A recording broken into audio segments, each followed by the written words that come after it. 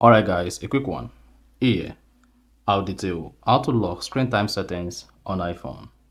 So if you have your iPhone screen time set up or enabled, and you want to lock the screen time settings with a passcode, then here's a video for you. So if at the end of this you found this offer informative, please don't forget to like and then subscribe. Now to lock screen time settings on iPhone, all you need to do is go ahead and open the settings app. Scroll down, locate and click on screen time. Scroll down, locate and click on lock screen time settings. Then here you'll be prompted to set a screen time passcode. Go ahead and type in your unique screen time passcode. Re-enter the screen time passcode again.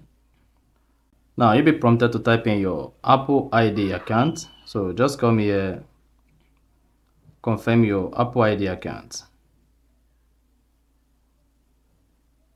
Now once you confirm your Apple ID account, click on the continue button. Then you'll be prompted to type in your password. Now go ahead and type in your Apple account password. After that, click on OK at the top right. Then hang on. Once your Apple account and the password is confirmed, then you should see your lock screen time setting enabled, and then you're good to go. So that is basically how to enable lock screen time settings on iPhone.